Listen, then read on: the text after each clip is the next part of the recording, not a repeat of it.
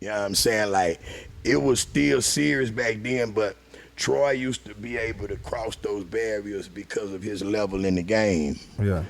You know, So y'all would be with him, and yeah, that's Jay how. could sit here and act like Troy, used to wash his car or whatever, but nah. Come on, Jay. Yeah, I mean, come on. I was the little nigga with him.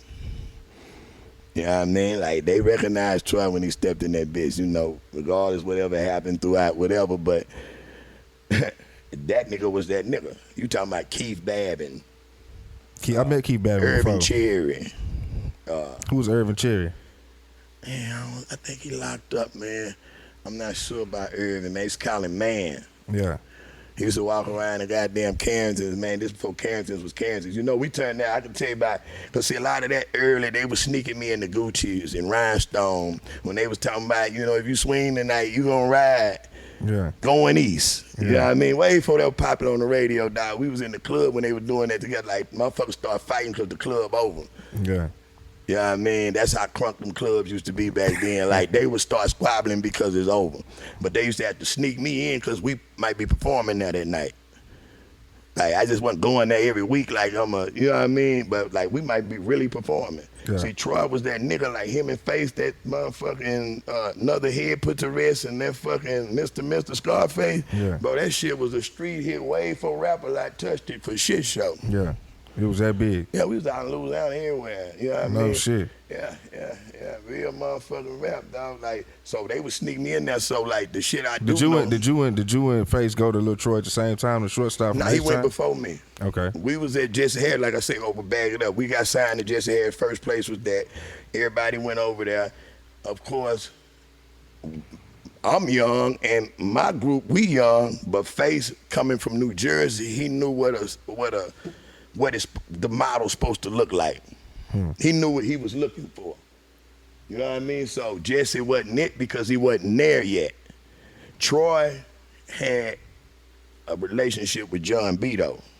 The producer. Through the game. Okay. And Berto a gangster. He in Jamaica now because he can't come back here. Yeah. Yeah, so we had to come back real quick. But yeah, we was talking about Berto, you know what I'm saying? John Berto, Scarface, Lil Troy, that whole thing. Yeah, John Berto was that real truth. Yeah. Shout out John Berto. I heard my boy got extradited or whatever, something back. That's fucked up.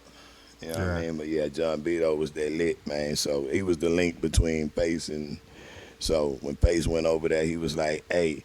Because Berto was from H-Town Records. Okay. No, Berto wasn't from H-Town Records. Berto was just a street nigga that knew a little bit about music. Okay. And I think him and Face are relatives or something like that. Some connection between them, but he was like the reason Face went from H-Town to Troy and then from Troy to Rap A Lot. Okay. You know what I mean? But that was like his manager back then. Okay. And for y'all don't know, he did Black Monks. You know what I mean? John Berto was a legend producer. For real, sure. Definitely. And so Face, when they made that connection with Troy on the music side, that's when Face was like, hey, you remember that little nigga? Hey, he hard. Like, he beat us out in the talent show, man. You know what I mean? Troy was like, man, he called me like, man, y'all gonna have to come try out. Yeah. He thought we was gonna come in that motherfucker playing games and, oh, I know Big Homie and da-da-da-da-da, so we good. I know little Michael Jermaine, so we good. Man, we went in that motherfucker. We had one of them kid and play routines on his ass. The kick start dancing, the goddamn rap down pack, and we blew his mind. You hear me? I'm talking about fucked him up. We had to, like, in front of the whole Shortstop staff. So, Shortstop at that time was like Rap A Lot on the South. Yeah. You know what I mean? Was 3-2 already over there? Yeah, 3-2 was already over there. Did you meet 3-2 at Shortstop? I met 3-2 at Shortstop Records. Okay, so how was 3-2 like back then and shit? Man, he was totally different, man. He was young like I was, and he was way advanced and way talented. Had a flow and a voice out this world. You know what I mean? But like y'all kinfolk, so his daddy. I don't know if you ever met Mike. He died. But the man was so heavy on 3, because, we had to get our parents' permission to really be signing these contracts and be, doing this shit. Yeah. So 3-2 Daddy, they stayed in Mo City. They went with that 3 in the street shit. Yeah. So the man would run away from home to come to Shortstop Records. It was like Screwhouse. Yeah. You know, you got Big Mello hanging out, even though he never signed, but you got fucking D from Trinity Garden Cartel, 747 from Trinity, all sides of town Yeah. under this Shortstop umbrella with Scarface as the leader. Yeah. And we the second up. Yeah. Well, third with Private Identity. I got to get 3 in Def Jam Blaster, and then we probably was third priority after them. Yeah. Yeah, I mean, so, but it was a lot of motherfuckers over. Everybody who was anybody was over there, bro. Like, Yeah. for real. So, we tried out. Everybody embraced us. You know what I mean? They embraced what they already knew. Yeah. But they just wanted to see us be goofy. Yeah. So we did it. Yeah, you know I mean, and then from that point on, man, it was just the rest was history. Scarface decided he was gonna go to rap a lot. Are you already at the same time like working in the street with Troy too before you go over there, or you didn't start doing that I until wasn't you? really working in the streets with Troy because I had other OGs like Angelo, my brother Bam, you know what I mean, Gary D. You know what I mean? I had other OGs that was putting me down. We would go to Troy earlier to sell parts. I knew what he was doing, but like when you from Third Ward, you don't really mix around with Okay. everything going on in your hood. Yeah. So, but when I hooked up with the music, it took off like this because I was catching the bus Yeah. to Sunnyside. Yeah. And I met Pimp Money from Sunnyside, one of my best friends, Sherman Island, from Sunnyside. And he was in a group with another dude called Kilo. And everybody was going to Shortstop Records. Yeah. So that Matchbox of Rocks I was telling you about, Yeah. I always had it with me. Yeah. Because, man, you might be on Scott in Third Ward and hit a lick. Then you might be on Scott in Sunnyside and hit a lick. Yeah. You know what I mean? Yeah. Like, yeah, we weren't welcome in them hoods back then, but we knew we all had females. We caught the bus and went to their house, so we knew what was up. Yeah. So I had a Matchbox. He had a Matchbox one day. He was like, man, you can come to Sunnyside and hustle. Yeah. Found out they rocks was bigger than Third Ward, so buying a straight up $10 rock was like 3 rocks in Third Ward. So Troy found out I was hustling over there, and he knew I was already hustling. He was like, hey, man, come here. I don't like what you're doing, but you over here now, I'm going to have to show you how it's done. And he was the one that I can attribute to turning me up and giving me knowledge in the streets, because, you know, when you're a youngster, everybody just trying to use what they can use out of you. Yeah. Yeah. And shit, I ain't never looked back, man. Troy used to have $100 packs, man, big as your hand, man. Seemed like, Yeah. you know what I mean? Like, and plenty of it. So he ain't approved it, but he wanted me to do it under his watch. Yeah, yeah. In other words, but yeah. And then that's when I blew up to the point of having the Benzes and shit like that. Like, And the shit. So the teacher yeah, thing. so I went from the bus Yeah. to the Benzes, and I'm still in high school at this time, Yeah. mind you. So that's how he know I was selling crack to my teacher. Yeah. And You know what this I'm is saying? this is in high school. The high school teacher. Yeah, it's the high school. It's Mr. Boudreaux. But that wasn't How does his that car. shit? How do you even get into that conversation though? With the teacher, Yeah. I was at Bel Air, so we had back then. Was the Eminem transfer? Yeah, dude, you know what I mean? He just Majority. put me on that. Majority, minority. Minority. I always tell people I thought it was zoning when they first started letting, because it wasn't segregation. Yeah. It was like, I thought it was zoning where they started letting, if you from Third Ward, you can go to this school. If you from, Right. you know, but it was called Eminem. And we moved across the street from Persian, but, which allowed me to go to Bel Air as Right. well. You know what I mean? But everybody was there too. Like from all my homeboys from the old hood. That's how I know a lot of fucking people on the side, because like I went to these different schools as well as Screwhouse. Yeah. And shit, man, hey, yeah, that's how they let us in through that, like the Eminem shit. But my teacher seen me playing Big Bank Take Little Bank. That used to be the game in school, yeah, like, yeah. and my slick ass. For the people who don't know about Big Bank, Take Little Bank, you know what I'm saying? That game, Tell that's 'em. some old school shit. It's just about, you know, you say, all right, well, shit, you pull out, it's a money game. You know what I'm saying? You basically you pull out your money, I pull out my money. Whoever You got the say most. Big Bank take Little Bank, and shit, whoever count, and then somebody count the money on your side, somebody count the money on their side. Whoever got the most money take the it. money, the less money. Yeah. And we started that game with flipping quarters. Okay. because we used to pitch quarters and flip them in the bathroom, skipping school. You know what I mean? That was the thing, pitching quarters to the line, closer to the line. And that's how the big bank, little bank started. Because as everybody started selling dope, now everybody coming to school with $100. Yeah. So you get like, goddamn me. Now, I ain't on front, like in middle school, I used to put green sheets in my shit and cheat. But ain't nobody counting that. But I just used to want it to look like a wad in my pocket. Yeah. You know what I'm saying? So when nobody gonna test you, But ain't nobody gonna try because they know it's real. But see, when I pull out my money for the snack bar and I buy your bitch some snacks, you gonna see that dag. I'm gonna pull out $2 off this bad motherfucker. You know what I'm saying? So deep down inside, I got the green paper sheets cut up in that motherfucker. But then we got to high school, it was serious. Now they want to count the money. Yeah. Cause ain't nobody studying up on this. I pull this whopper out. Ain't no middle school that got no. You got to show it. But high school it was different. Game change. So my teacher seen me in the morning playing big bank, take little bank, and he was like, "Hey, come here after class." And he was like, "Hey, I know what you be doing, and shit, don't trip. I just want some, and you ain't got to worry about this class no more. You don't even have to come no more." No shit. And that was pre-algebra. Man.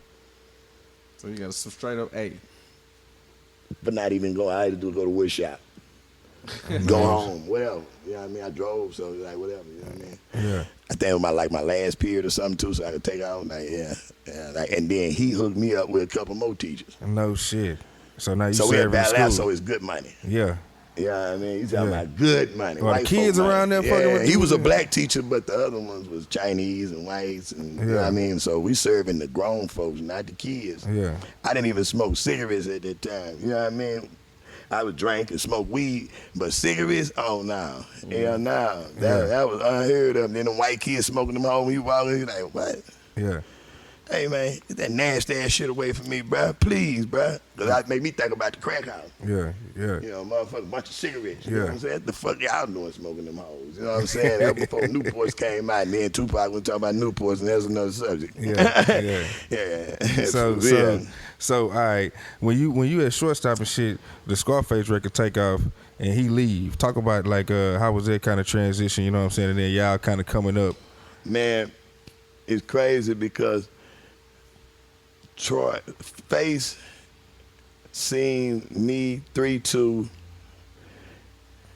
and Al Court, which is G, my band member, at this club called Amazon, right across from the freeway on 45, from like where Rhinestone Wrangler used to be. That's when, so Scarface, the movie was out, you already know, but remember that BMW he had, they was talking about, the Porsche he had, he was going to put the antennas on, and then like, so all them little cars, the BMWs, the Porsche like that, man, this boy pulled up in one of them in front of the club, and like, Space was like, you know what I mean, he was from New York, and then like, he was still fresh to Houston at the time, let's just say that.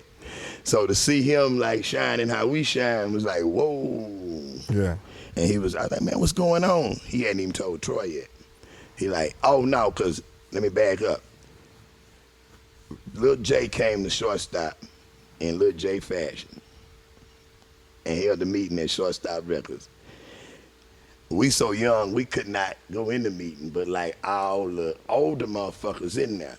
But we goddamn me listening. No, we at the, I'm talking about, we through the window like, boy, look here, what?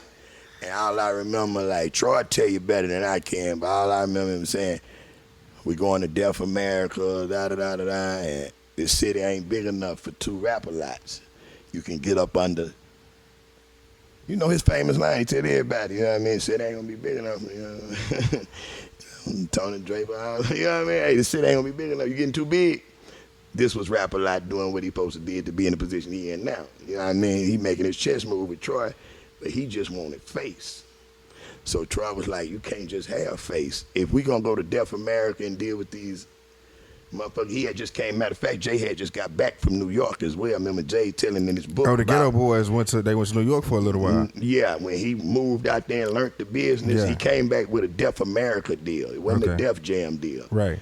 You know what I'm saying? They first major deal was a Deaf America deal. I remember the shit, yeah. So when he came back, he was like, man, I'm going to sign y'all too. Like, you know what I mean? But I just want Scarface for now because he was the hottest thing in Houston.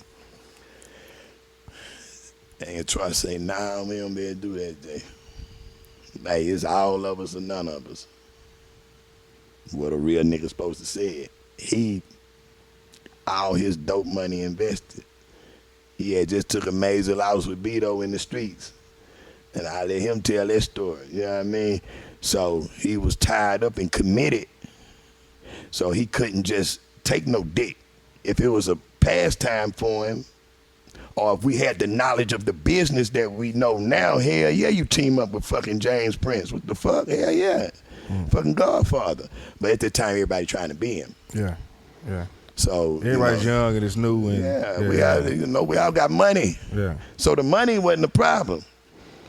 You know what I mean? So Troy like, nah, I can't do that. Man, we seen Face, fast forward to with the conversation we had in front of the club, man. We seen him, and he was like, man, Mike, they used to call me Lil Mike back then. He like, man, look, Lil Mike, hey, you followed me from H-Town to Troy. Now I need you to follow me to Rap-A-Lot if you want to be a star. 3-2 was with me, and 3-2 was like, yeah, and get that car. I had money, so I had a little integrity. I had loyalty to Troy because he was putting me the fuck on. I'm like, nah, I can't do that, bro. You know what I mean? Just like I said in my document, Troy had slabs this motherfucking big. My nigga, I don't know if Lil J got good dope or not. You don't know you're going to make it in the music game for real. You're dealing with what's really going on. Yeah. You know what I mean? And like that probably been one of my major struggles throughout the game, period. Because I had this same conversation with Pat.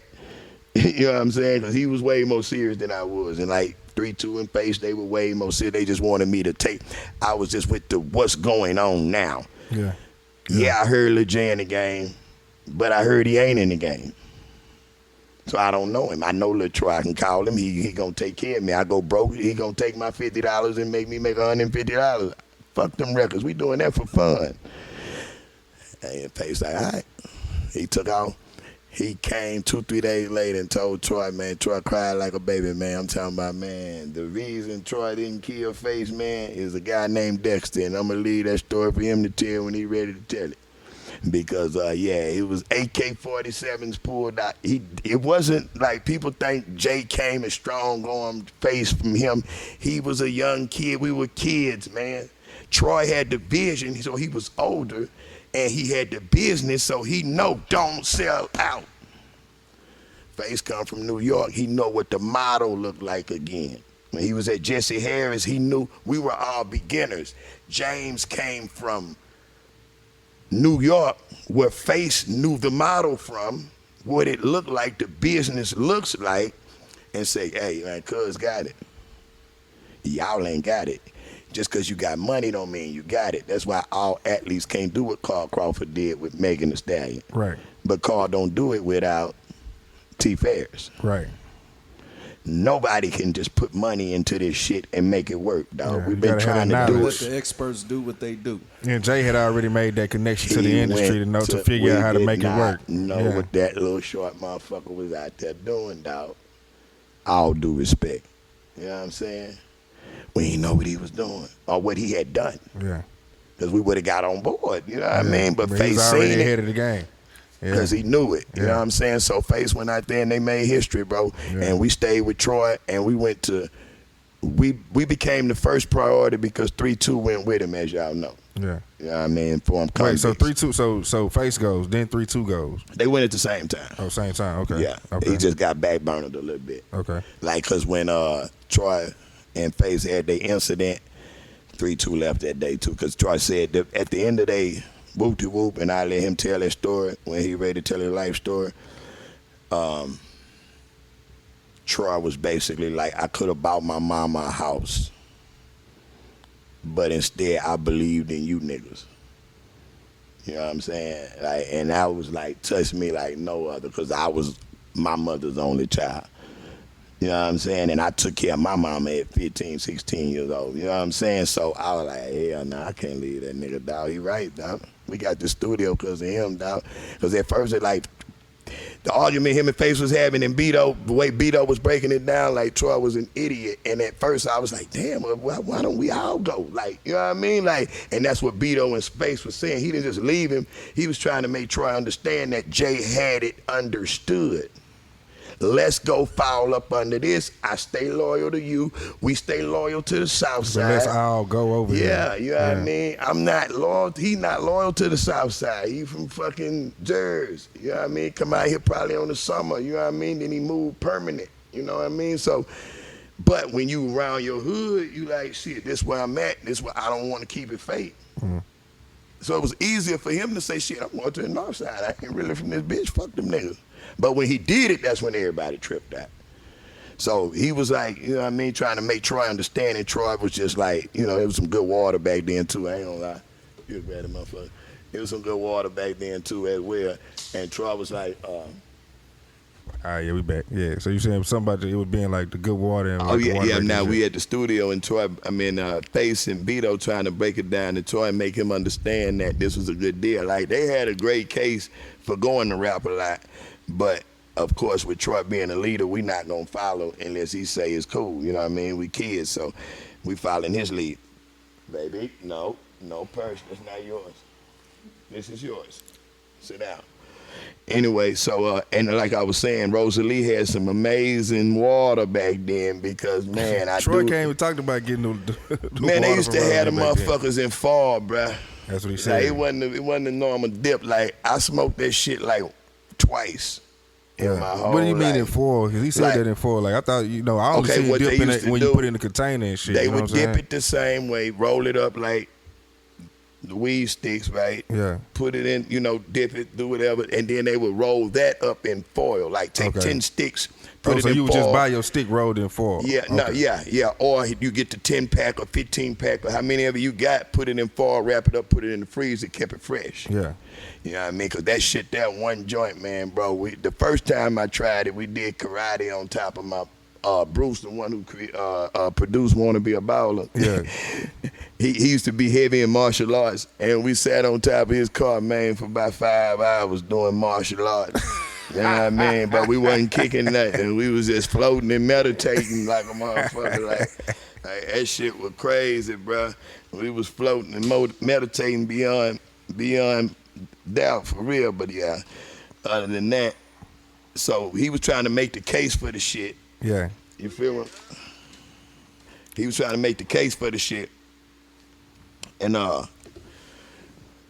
we didn't feel that shit. And Troy didn't feel it. So it's like, I mean, we felt it, but Troy didn't feel it. I meant to say, Rule on the phone. Young Rule in the building. And I'm at the podcast down in Houston. You fucking my train of thought up, nigga. You got me over here with the I'm gonna call you as soon as I walk out. I'm almost through. I got you. All right. So yeah, Troy wasn't with it, and so of course, you know, he was like, man, nah. But the water was so good, I think he was high, man. Because if he really wouldn't have been high and listened to what he was saying, we think we all be a product of Rap A Lot, and I think Rap A Lot would have, you know what I mean, the North and South beef wouldn't have been so, you know, we could have squashed it back then. Yeah. Because if I believe that was before NC died. So when NC died, that's when it really got for real. It was always a known, you know, you from this side of Houston, I'm from that side of Houston. You know, but at the same time, our side, like being from Third Ward, you didn't fuck with South Park. Yeah. You didn't fuck with Sunnyside. You didn't fuck with nothing. There wasn't no Southwest back then. You know what I mean? So it still was segregated, but if we all somewhere and clubs were strategically on either the South or the North. Yeah. You know what I mean? So if we go to the North, then we out here repping the South side. Right. You know what I'm saying? So when NC got killed over that, it escalated to another level. So that was one reason Troy couldn't do it, that we didn't understand that was going on back then. That's what the old niggas had kicked up. Yeah. You know, fast forward, our era was them stealing rims. Yeah. You know what I'm saying? So that was one reason he couldn't do it, so we didn't do it. But, you know, I always thought like, damn, man, that could have been the mark right there where we could have had real business behind us, because the reason you got Slim Thug so successful and you got Pow Wow, Mike Jones, you know, T-Fast and all them, because they mentor was the godfather of the fucking South. Is the godfather of the South. You know what I mean? Yeah. Yeah. So, you know, we had the money, we just didn't have the business. Yeah. But yeah, so they went out there, we stayed there. We went to so the Scarface single was buzzing, so record labels are calling Shortstop record, not knowing the new deal that he signed, because he became a group member. Right. And that was a joke to us. We almost was gonna go into some dissing shit, but you know, Act was really my partner, and I called Brad Act. You know what I'm saying? Yeah. But he was really my partner, so I did it that. You know what I mean? So it was no diss records, but it was like, you know, we see them, they see us, ain't no speaking. Yeah. Joy Boy Records from Miami, Florida called and offered us a deal. We drove all the way in, for y'all don't know Joy Boy Records, they had Disco Rick. He had a song called Your Mama on Crack Rock. Yeah. And so this is Anti-Nigga Machine. Now, who was all in Anti-Nigga Machine? We were A&M at this point. Yeah. This is when we're becoming A&M. Yeah, so who's all in A&M at this time? A&M was Alquar, me, and Bruce, Yeah. the producer, Wanna Be a Baller. Yeah.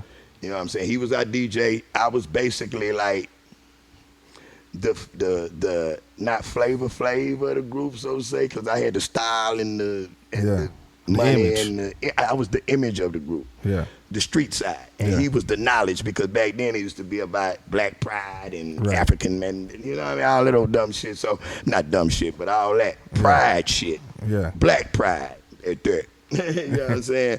But back then that's what it was about. So we was a conscious group. You know what I'm saying?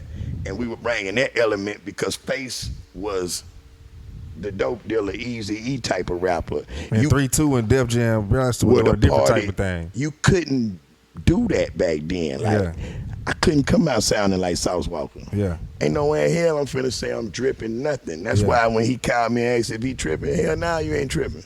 Yeah. Man, stand up for what your legacy is, my nigga. Yeah. How you doing it, you that's may not what be it- doing that's it right. really what this He's shit only was about. standing up for what the people gonna write about him 50 years from now. Because he started this shit. Fuck you talking about? You gonna say drip and then Gunna gonna say a screw and then fucking Joe Blow gonna be like, yeah, you see, screwed up music was invented by Joe Blow. Yeah. Because Joe Blow was popular. Yeah. Fuck that, I'm gonna go crazy. Yeah. I don't blame him. Keep on, Walt. Love you now. Yeah, nah, Walk definitely on his way to being a legend, man, for real. He already is. Yeah. Already is. You know what I mean? In my eyes, you hear what he say, man. Every time he gonna say, man, when legends consider me a legend, I am a legend, man. It's not. Well, if I'm not the is. first name come out his mouth, I'm the top 5 come out his mouth, because I talk to him daily. Nah, Walk definitely earned it, man. You know what I'm saying? And everybody stole his shit. You know what I'm saying? That's it. And we all see. He's the most influential rapper I would say the last 5 years. For sure. Easily. For sure. But all that come from Houston. Yeah. See, and we might not have been New York hip hop in the beginning, but at the same motherfucking time, we had the etiquette down. I'm not finna come out, even though I'm in the streets for real, and Face is a storyteller. Yeah. And he's a rapper for real. Let's just say it like that, because he did do his thing too. You know what I mean? But I wouldn't come out talking about I started small time dope game, cocaine. I'm in third ward pushing cocaine. No. Because he already did that. He already doing that. Yeah. And 3-2 ain't gonna come out saying conscious raps, because guess what? He ain't finna sound like us. Right. You know what I'm saying? So yeah, you couldn't do that shit back then. But yeah, we went out there and we did the deal with Joy Boy Records, and it's crazy, and I always laugh because we was like 4-5 deep, man. We thought we was going so fucking far. Yeah. It took us 2 days to get there, so we thought we went across the world. Yeah.